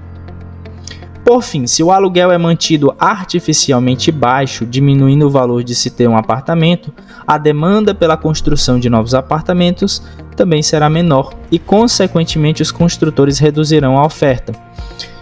E terminaremos com poucos apartamentos novos. Isso impacta assim em escala catastrófica, essa é a palavra. No fim das contas, com o passar do tempo, não apenas os prédios antigos vão estar deteriorados, como além disso surgirão apenas raríssimos prédios novos. Tudo somado, terminamos com menos lugares para as pessoas morarem, que era a proposta do governo, era terem lugar para as pessoas mais pobres morarem e não mais. Mas acaba sendo menos, como a gente viu. Ao longo do tempo, o controle de aluguéis acaba abalando a vitalidade das cidades, fica a cidade feia, cheia de prédios feios, porque os proprietários não têm mais incentivos para reformar os prédios. Enfim, isso é um problema que abateu até um país desenvolvido como os Estados Unidos, uma política burra como essa. Então é isso, essa foi nossa aula de número 13, eu espero que vocês tenham gostado. Se você gostou, não esqueça de avaliar o vídeo deixando aqui o seu like. Inscreva-se no canal, ative o sininho de notificações para você receber toda vez que eu colocar um vídeo novo. E eu te vejo no próximo vídeo, valeu e até lá! Olá, este é o Sabedoria de Negócios e hoje eu trago para você mais um vídeo do nosso curso de Economia. Aula número 13. Eu trago aqui o título Desigualdade e Pobreza. R$200 aqui são mais que 200 acolá. A gente vai já entender esse subtítulo. Então, desigualdade de renda é a medida da discrepância da renda das pessoas na economia. Discrepância seria diferença. Se os mais bem situados na escala dos rendimentos ganham muito mais do que os que estão abaixo, nós dizemos que a desigualdade é alta. Se essa diferença que sempre existe, sempre existe, é pequena, então a desigualdade é baixa. Normalmente, quando a desigualdade é muito alta, ela vem acompanhada de pobreza. E a gente tem diversos instrumentos que fazem a medida, dessa discrepância. E aí a gente mensura e vai situar os países como desenvolvido, subdesenvolvido, em desenvolvimento. Essas definições elas mudam o tempo inteiro. Então vamos propriamente aqui ao conteúdo, Muitas pessoas de sucesso financeiro que conhecemos, elas atribuem sua boa situação a esforços nos estudos, afinco e dedicação no trabalho, seriedade, ética, perseverança. Claro que tudo isso conta bastante, mas o que a maioria das pessoas não leva em devida conta é que as condições iniciais lá no começo da vida foram fundamentais para determinar o que elas viriam a ser depois, né? O que elas viriam a ser hoje. Normalmente, ainda que nem sempre, pessoas de sucesso são aquelas que nasceram em uma família que cuidou delas, as alimentou, incentivou e pagou os estudos, deu bons exemplos de comportamento e dedicação, etc. Hoje, os economistas sabem que isso conta muito, mas muito mesmo, para explicar o sucesso profissional na vida adulta. Pois bem, você que está assistindo esse vídeo, nasceu numa família mais ou menos assim, suponho. Deixa aqui nos comentários. Em outras palavras, é improvável que você venha de uma família muito pobre, daquelas que precisam colocar a criança para trabalhar no semáforo com 5 anos de idade, por exemplo, né? Se você tivesse nascido nessas condições, onde acha que você estaria agora, mesmo com muito esforço e dedicação? Deixa aqui nos comentários, eu quero ver o relato de vocês. Esse é o principal motivo pelo qual existem os programas de distribuição de renda para aqueles que nascem em condições muito desfavoráveis. Sair da pobreza é muito difícil mesmo, né? Por mais que você tenha um posicionamento de eu sou totalmente contra os programas sociais, eles são necessários. Isso é um consenso, né? Dos grandes economistas. A pobreza, ela tem sim um elemento inercial importante que ajuda a fazer com que barre o crescimento. É triste, mas é verdade. Claro que você ouve falar, né? Você vê histórias de pessoas que venceram a pobreza por mérito próprio, mas cada uma dessas histórias de sucesso, há 1000 outras pessoas que nasceram em condições péssimas e continuaram pobres mesmo com muito esforço, dedicação, não conseguiram sair daquela situação. E uma sociedade desigual, com muita gente pobre, enfrenta muitos problemas e não é um lugar bom, não é um lugar legal de se viver. Antes de mais nada, quanto maior a desigualdade, maior também vai ser a criminalidade, e no âmbito estritamente econômico, a pobreza é prejudicial para toda a economia. O pobre, ele não tem como explorar suas potencialidades. Eu quero dizer o seguinte com isso: provavelmente há muita gente que não se tornou um bom médico, um economista de primeiro, um advogado importante ou um grande empresário inovador, mas tinha potencial para isso, caso tivesse podido estudar, se alimentar adequadamente na infância, ter bons exemplos, etc, etc, etc. Você captou o tamanho do desperdício que a pobreza, que é irmã da desigualdade, gera para a sociedade? Retirar dinheiro dos que têm melhores condições por meio de um sistema claro de impostos para destinar, o que, claro, a gente não tem no nosso país, mas enfim, é uma tentativa para destinar aos mais carentes, seja diretamente via transferência de renda, como por exemplo o programa Bolsa Família, seja indiretamente através de educação, saúde pública de qualidade. Ajuda também quem não é pobre, como no tópico anterior que a gente viu. Sim, sempre ficamos com o pé atrás diante da ideia de retirar dinheiro de quem ganha honestamente para transferir a outra pessoa. Mas nesse caso vale muito a pena. Até porque um montante de R$200, por exemplo, para quem ganha 10 mil por mês, vale bem menos do que os R$200 para quem ganha 700 por mês. A perda para o primeiro é muito menor do que o ganho para o segundo, considerando que para o segundo esses R$200 a mais serão provavelmente gastos em coisas de nível urgente, como remédios, comida, roupas. A mesma quantia de R$200 a menos para quem ganha bem, né, no caso os 10 mil, significa talvez apenas uma ida a menos a um restaurante. Então essa é a ideia desse tópico, que a gente está falando aqui sobre a desigualdade e pobreza. Espero que vocês tenham pegado bem o conteúdo. Eu gostaria muito de ver os comentários que a gente falou aqui no decorrer dessa aula. Se você gostou do vídeo, não esqueça de avaliá-lo, deixando aí o seu like, inscreva-se no canal e ative o sininho de notificação para você receber notificação toda vez que eu colocar um vídeo novo. E eu te vejo no próximo vídeo. Valeu e até lá! Olá, este é o Sabedoria de Negócios e hoje eu trago para vocês mais um vídeo do nosso curso de Economia, aula de número 15, a qual nós vamos tratar sobre monopólios, abaixo os campeões nacionais. Vocês vão já entender do que se trata esse subtítulo. Monopólio é uma situação em que há apenas um grande produtor no mercado. Os monopólios eles produzem em quantidades menores e a preços maiores do que a quantidade ideal, que é aquela descrita que a gente tratou no tópico anterior de equilíbrio de mercado, na aula anterior. A queixa que mais se ouve em relação aos monopólios é que, na ausência de competição, eles cobram caro demais pelo que vendem e têm lucros excessivos. É verdade que, por não haver competição, aquela pressão que empurra os preços para perto dos custos simplesmente desaparece, no caso dos monopólios. Mas o maior problema nem é esse. O duro é que o monopólio, para cobrar mais caro, acaba fazendo outra coisa muito prejudicial. Ele corta a produção, diminuindo a oferta de bens disponíveis no mercado. É esse corte de produção que encarece os preços. E é ele que é ineficiente no sistema econômico. O monopólio é a falta de competição, então não existe a tal mão invisível do mercado ali funcionando, descrita lá pelo Adam Smith. O que fazer numa situação dessa? Nesse caso, os governos regulam a ação dos monopolistas, normalmente via regulação de preços, que nesse caso em específico é aceitável, uma vez que não existe mercado competitivo. Por exemplo, os pedágios cobrados nas estradas concedidas à iniciativa privada são regulados. A regulação pode vir também pela proibição de fusões de empresas que gerariam concentração de mercado.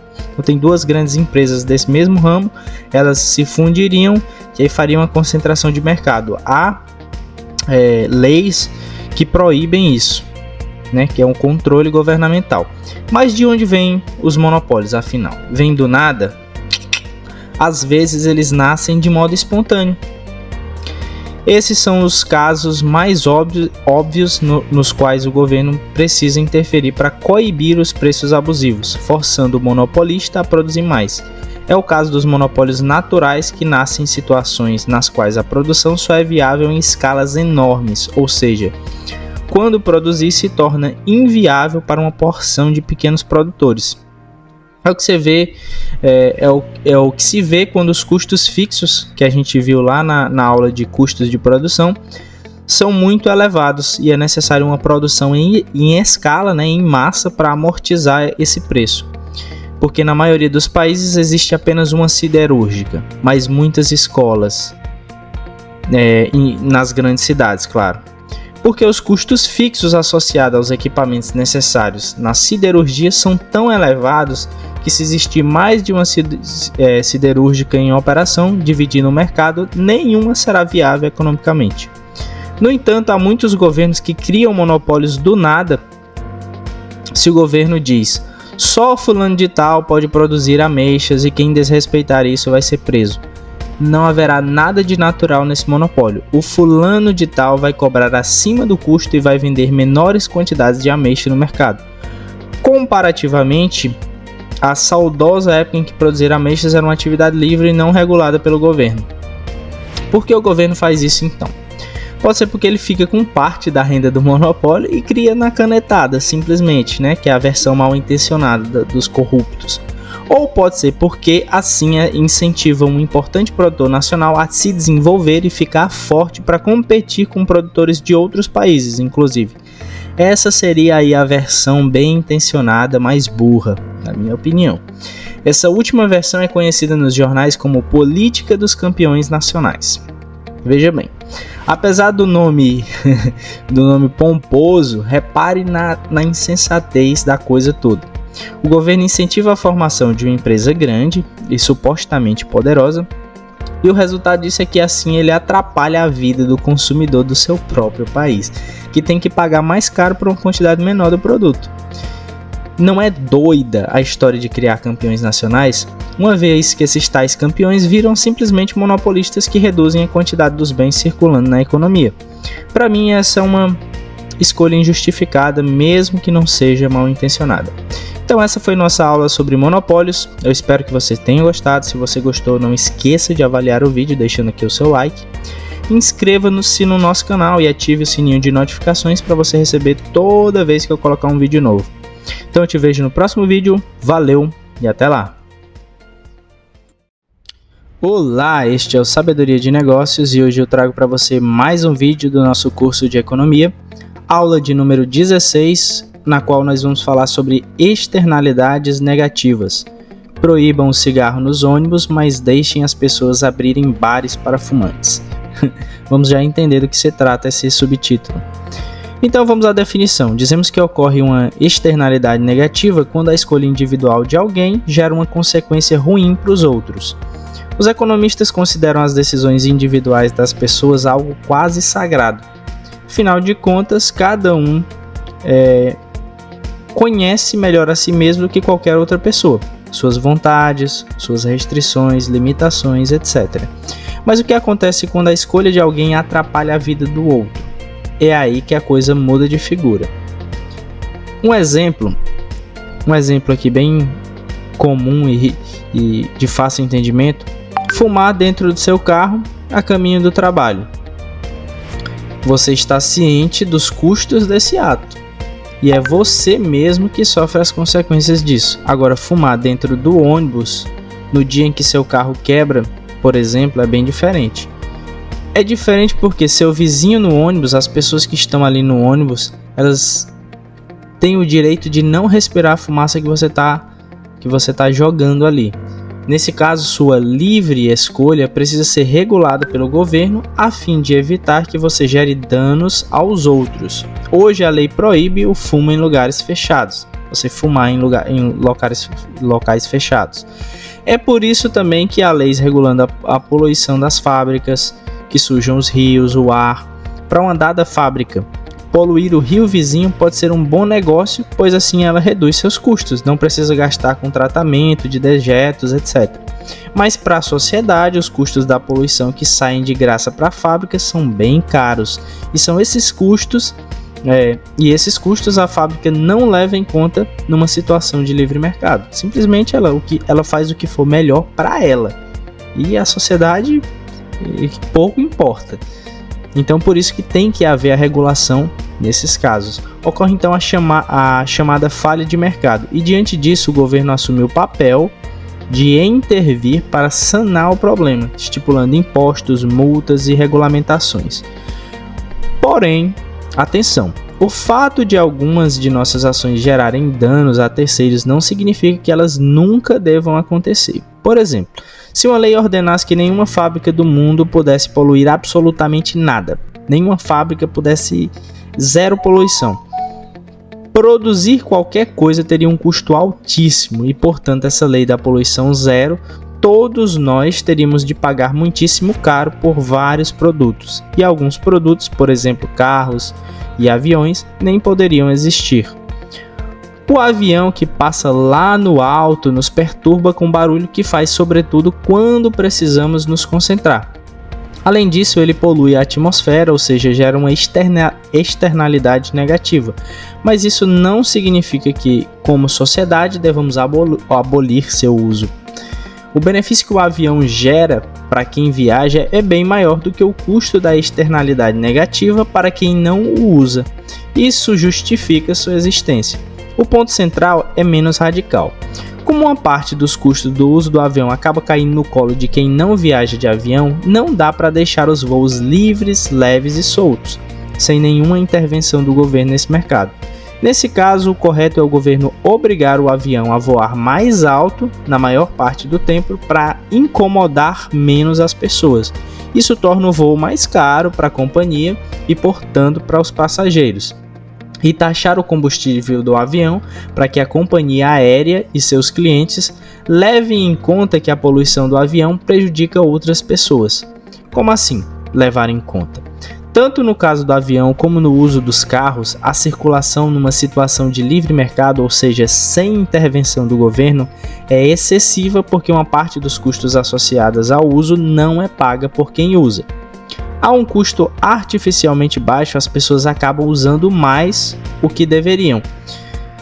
Se ao avisássemos as pessoas, olha, sua viagem de avião e seu passeio de carro geram custos de poluição, barulho, trânsito para toda a sociedade, elas respondessem andando menos de avião e de carro, seria o ideal, seria uma beleza. Mas, por motivos óbvios, Como esse esquema não funciona na prática, o modo de fazer é entender o recado e as pessoas entenderem o recado é cobrando impostos sobre o combustível para encarecer a viagem.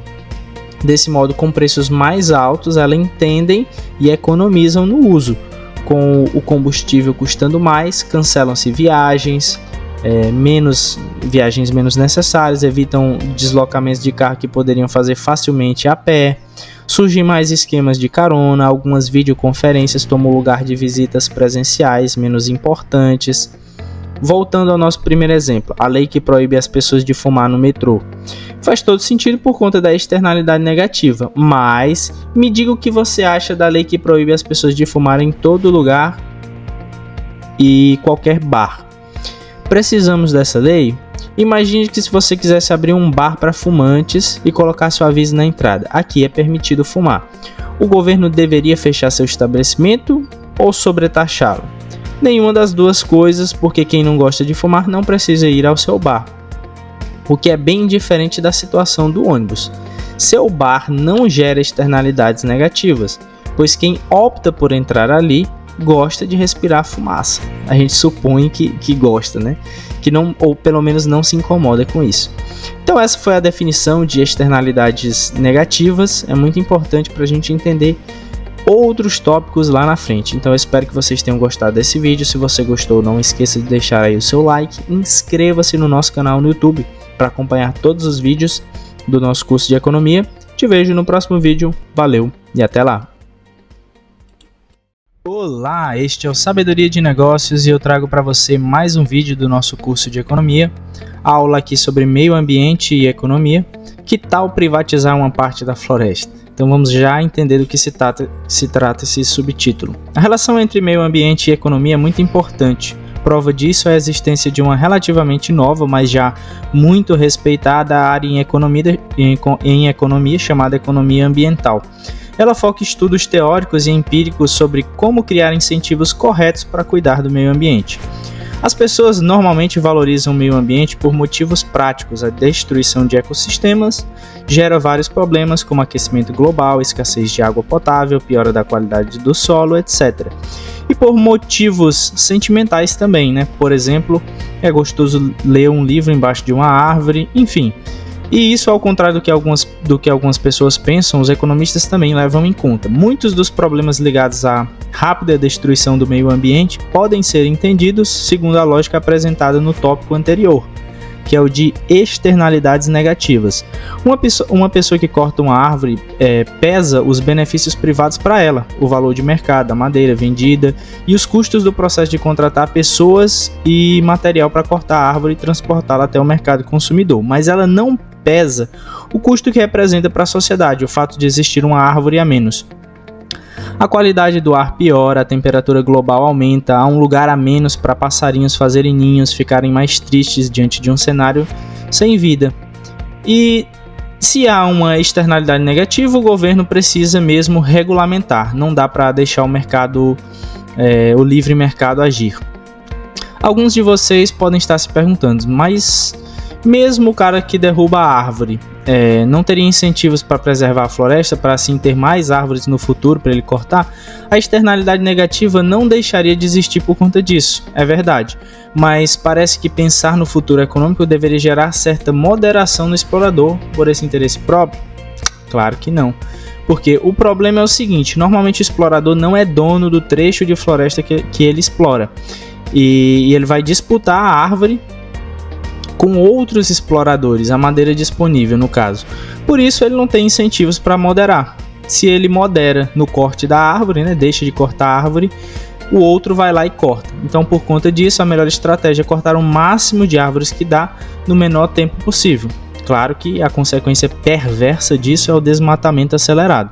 Temos assim um problemão: externalidade negativa mais baixos incentivos à moderação. Mas lembre-se do tópico de externalidades negativas. O fato de querermos preservar o meio ambiente não significa que não devemos cortar nenhuma árvore. Sem árvores cortadas, como fazer móveis, construções, o lápis que você vai estar anotando aqui na nossa aula, Significa, na verdade, que devemos regulamentar esse mercado, não aboli-lo completamente. Já a questão sobre o quanto deve ser regulamentado é naturalmente uma escolha da sociedade.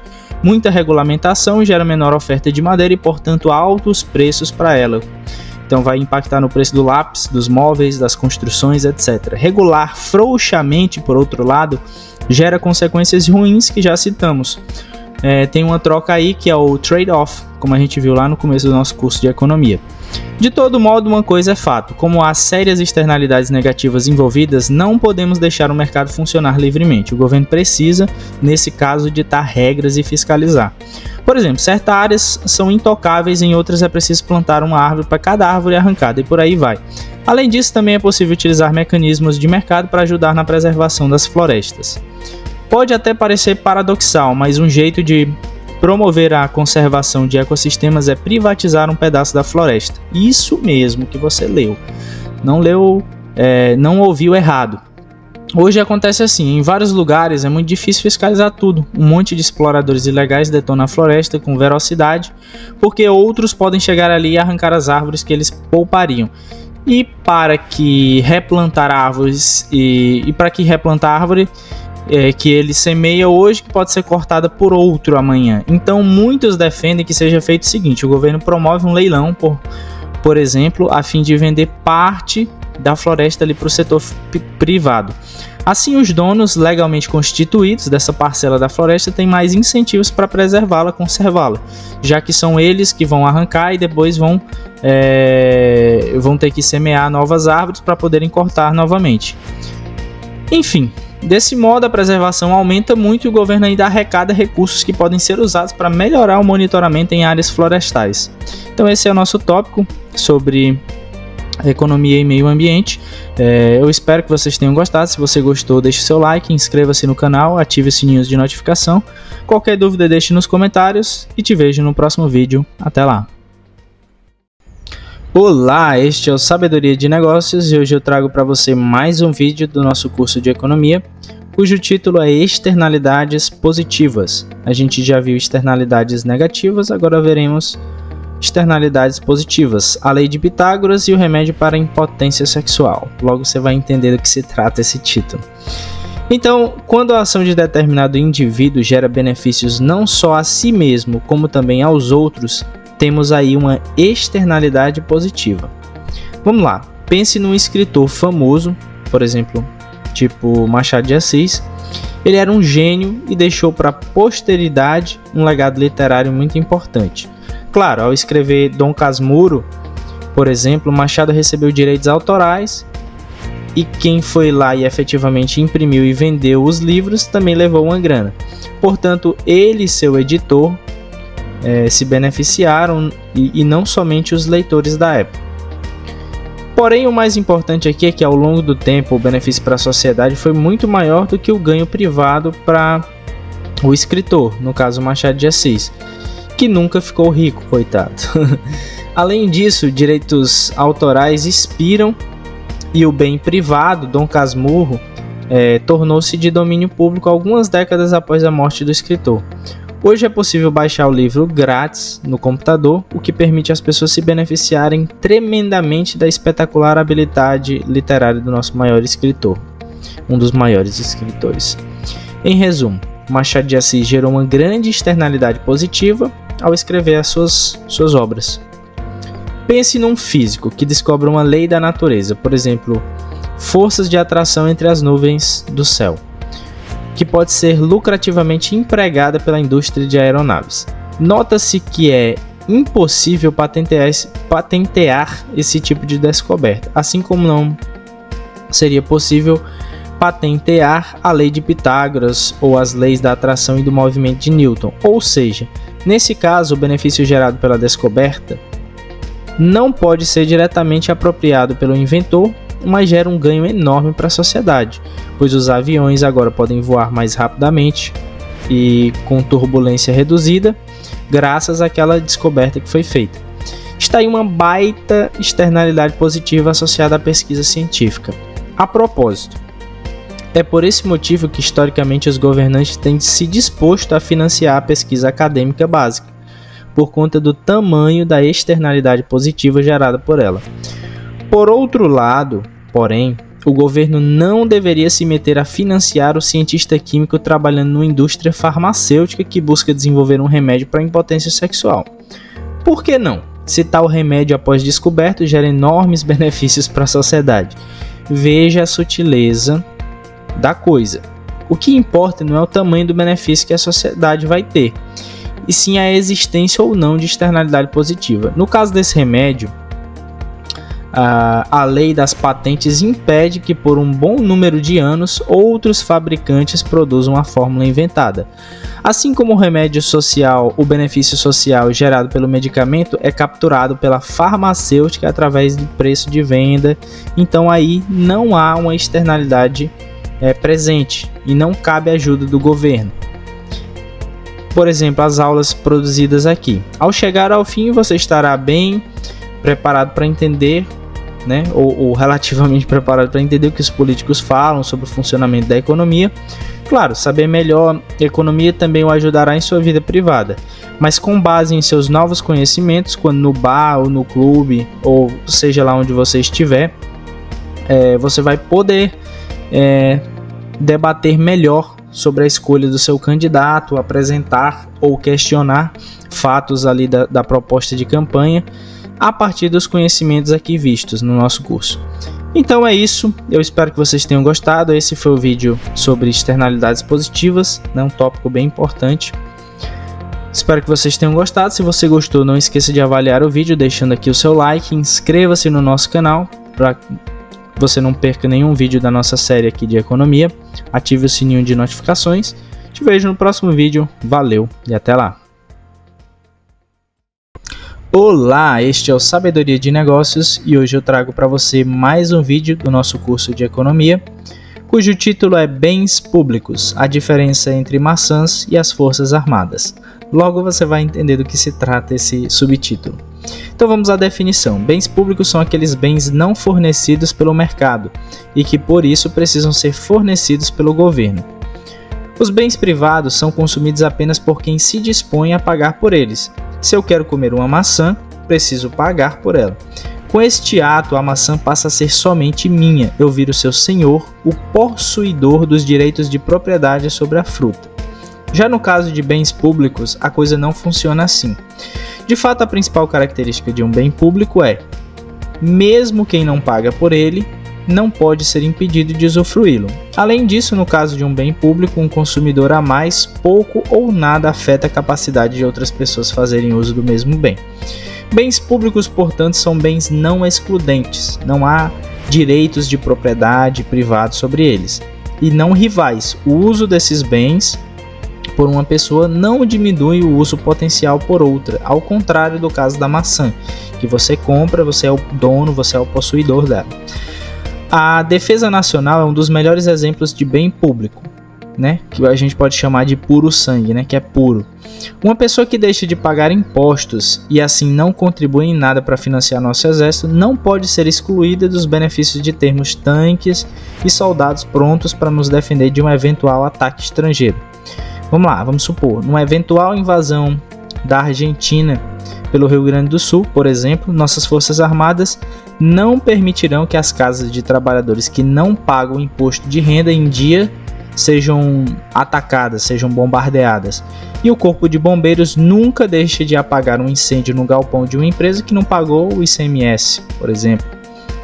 Nem desiste de resgatar o gatinho de alguém que está com o imposto de renda atrasado, vamos supor.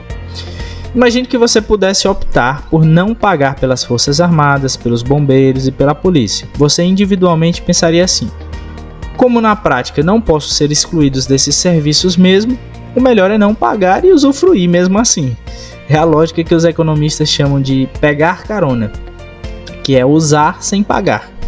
Mas é claro que se todos pensassem assim, não teríamos Forças Armadas, nem bombeiros e nem polícia. E sem esses bens públicos, nossa vida seria seguramente pior. É por isso que o governo não nos dá a opção de não contribuir. forçando por lei que paguemos impostos que financiem esses bens públicos. Essa intervenção do governo melhora a nossa vida. O fato de os bens públicos serem não excludentes significa que o setor privado nunca irá provê-los. Isso é quase óbvio, pois, por definição, eu não tenho como vender bens a que todo mundo tem acesso e sobre os quais não há direitos de propriedade. A estabilidade monetária também é outro exemplo perfeito de bem público. Viver num país de inflação controlada, no qual podemos confiar no valor das notas que a gente carrega no bolso, é algo bom.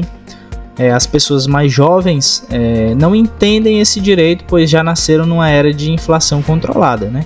Em governos anteriores, né, o governo Sarney, por exemplo, a gente passou por uma instabilidade muito grande. Todos nós brasileiros usufruímos da estabilidade monetária, independente de pagarmos ou não os impostos necessários para financiar a existência do Banco Central, que cuida da nossa moeda, no caso o real. Se eu deixar de pagar impostos amanhã, as moedas que eu carrego no bolso, né, as notas, não perdem subitamente o seu valor. A estabilidade monetária é assim, algo de natureza não excludente. E se mais pessoas passam a usar o real, o custo de prover a estabilidade monetária não se modifica por causa disso. Continuamos precisando apenas de um banco central bem gerenciado, sejamos nós 180 milhões ou 200 milhões de habitantes. Estabilidade monetária é um bem não rival. Então nós passamos a entender, né, do que é que se trata bens públicos. Mais uma vez voltando ao subtítulo, a diferença entre maçãs e forças armadas. Então é isso, eu espero que vocês tenham gostado do vídeo. Se você gostou, não esqueça de avaliá-lo, deixando aí o seu like, inscreva-se no nosso canal e ative as notificações no sininho para você receber toda vez que eu colocar um vídeo novo e acompanhar aqui os nossos vídeos da série de economia. Então é isso, eu espero de verdade que tenha te ajudado. Se você gostou mesmo, compartilhe com outras pessoas que você acha que tem interesse nesse tema. E eu te vejo no próximo vídeo. Valeu e até lá! Olá, este é o Sabedoria de Negócios e hoje eu trago para você mais um vídeo do nosso curso de Economia, aula de número 20, cujo título é Impostos, a perda de peso morto nos gastos X, Y e Z. Então vamos aqui à definição. Impostos são recursos que o governo retira da sociedade de modo previsível para fornecer bens públicos e tocar os seus programas e gastos. Como a gente já discutiu em aulas anteriores, é importante que o governo ele se empenhe no combate à pobreza, que regule o funcionamento de alguns mercados e que nos forneça bens públicos como justiça e segurança, entre outros. Pode ser também que, na sua opinião, o governo gaste em programas que pareçam não fazer muito sentido. De todo modo, independente do mérito, a fim de tocar os seus programas, o governo precisa de recursos. E esses recursos, eles obviamente não caem do céu. Então é necessário arrecadar os impostos. É a famosa lei da restrição orçamentária, conforme a gente viu lá nas nossas aulas iniciais do curso. Só que aqui é aplicada ao governo e não aos cidadãos comuns. Lembrar que o governo tem de arrecadar para poder gastar nos conscientiza de duas coisas. Primeiro, antes de reclamar dos impostos, a gente tem sempre que pensar que sem impostos não há como ter polícia, justiça, programas sociais, agência de vigilância sanitária, enfim. E por aí vai, uma longa lista. Segundo, na próxima vez que naquela conversa, aquelas conversas entre amigos, conversa de bar, reclamar do governo, você reclamar do governo, deveria fazer também uma ponderação mais aprofundada. E a gente vai aprender a fazer isso aqui no nosso curso de economia, aqui aprendendo sobre moeda, trocas e agora sobre impostos. Então vamos lá. Você pode estar pensando que é só atacar a corrupção, por exemplo, que você vai ter mais recursos para os programas do governo. A corrupção de fato é uma coisa terrível e ela precisa ser combatida com vigor, com inteligência, mas não é só ela que afeta. Ela afeta uma pequena parcela, na verdade. Mesmo se nós zerássemos a corrupção, ainda teríamos de nos perguntar, né, Devolvemos os recursos aos cidadãos em forma de impostos menores ou usamos para financiar importantíssimos programas do governo XYZ? O que fazer, né? Como seria a forma mais adequada a proceder? Os impostos eles têm duas faces negativas. A primeira, e mais óbvia, que eu já mencionei, quanto mais pagamos em impostos, menos sobra para gastarmos. Óbvio. Ou seja, para o governo gastar mais, ainda que em coisas interessantes, todos nós precisamos gastar menos. Ou seja, parte daquele valor que a gente gastaria mais vai ali para os impostos para o governo poder investir. Há, portanto, uma troca de consumo privado, né, o seu consumo, por gasto público, que precisa ser levado aí em consideração. Segundo ponto, e mais sutil, os impostos afetam adversamente o desempenho da economia como um todo, pois o tamanho do bolo a ser dividido entre gasto do governo e consumo privado diminui. Isso pode soar estranho se você não é economista. Como o bolo encolhe, se R$1 a menos no seu bolso vira R$1 a mais no gasto do governo. É aí que tá. Na soma dá zero ou não? Vamos ver aqui, né? Primeiro, lembre-se que o governo tem de manter uma estrutura para arrecadar e uma estrutura para gastar, que em si mesmas precisam ser financiadas com recursos. Parte dos impostos que nós pagamos são usados para o governo financiar a máquina de propriamente coletar impostos. No entanto, o maior problema é, na verdade, outro. As pessoas e as empresas não ficam passivas diante dos impostos. Seus incentivos são afetados e isso faz com que o bolo diminua. Vou aqui explicar melhor. Se o governo amanhã anunciar que o imposto de renda vai subir, 95% para uma classe, essa classe, obviamente, vai ter um grande incentivo a mudar, porque ele está pagando um imposto muito alto e isso vai impactar diretamente no PIB. Então, esse é um efeito negativo, né, que afeta muito a economia. A questão do aumento exacerbado de impostos. Então, tudo isso tem que ser ponderado e medido e aplicado adequadamente. Vejamos um exemplo. Eu vou aumentar um imposto aqui e vai ser um imposto de renda. Acima de R$10.000 ele vai passar a ser 70% e abaixo desse valor permanecerá nos atuais 20%. Entendeu?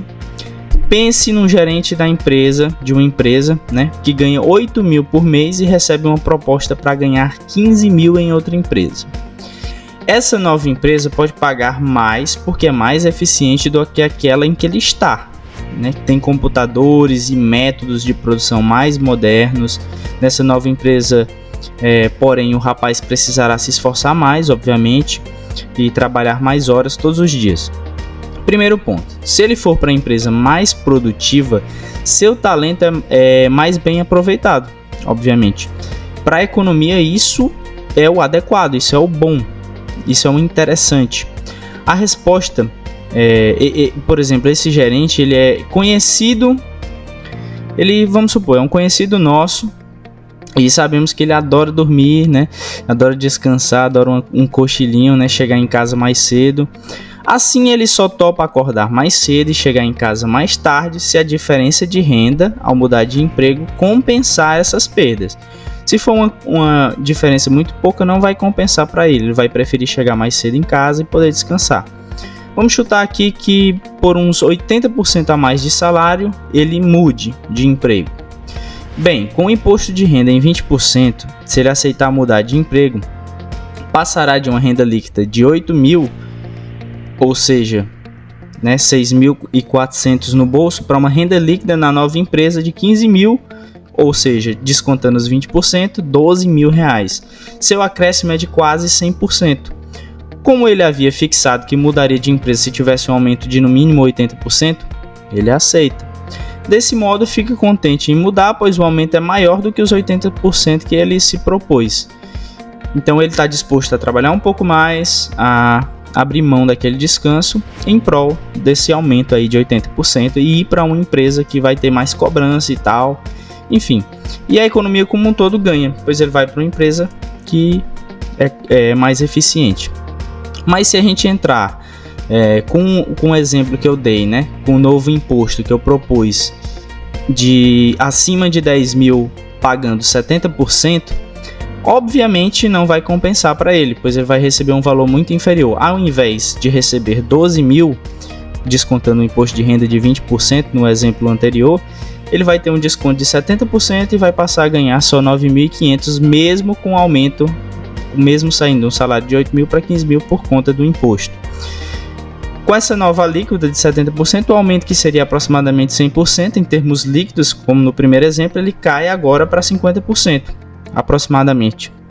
Com esse aumento, ele prefere permanecer na empresa antiga e continuar assistindo a novela dele, porque o aumento não vai compensar, né, mediante o trabalho que ele vai ter nessa nova empresa, mediante a posição que ele vai ocupar. Os economistas dão o nome dessa perda, né? Essa perda é chamada de perda de peso morto. Essa é a nomenclatura. E a economia como um todo, ela sofre, né? Porque no caso o gerente, né, esse funcionário, ele permanece na empresa menos eficiente. Nesse caso, então o bolo, né? O bolo ele deixa de crescer. Reforçando a ideia, né? Taxe muito alto o trabalho e teremos menos horas totais trabalhadas. Na Europa, se você na Europa se trabalha 20% menos que nos Estados Unidos, basicamente por conta de alíquotas de imposto de renda altas. Então essa questão do imposto, ela impacta diretamente na produtividade, na questão dos empregos, enfim, é uma questão muito delicada.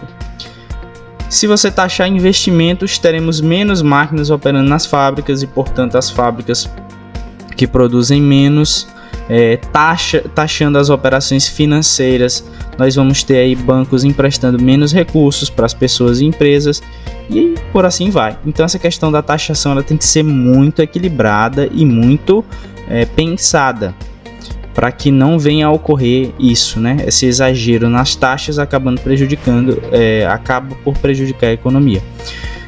Mas por favor, não vá sair por aí falando que eu estou aqui defendendo a ideia de não taxar nada. Estamos aqui salientando, né, evidenciando que taxar é uma prática que gera custos para a economia. Gera o que eu falei, né, a famigerada perda de peso morto. Então é preciso pensar muito bem sobre quais gastos valem a pena para o governo e é preciso também analisar com bastante cuidado os méritos dos programas, né, XYZ dos governos, né. Então é isso, eu espero que vocês tenham gostado desse vídeo. Se você gostou, não esqueça de avaliar deixando aqui o seu like. Eu faço aqui esse vídeo para você, então por favor retribua com o seu like. Inscreva-se no canal, ative o sininho de notificação para você receber a notificação toda vez que eu colocar um vídeo novo. Então é isso, te vejo no próximo vídeo, valeu e até lá!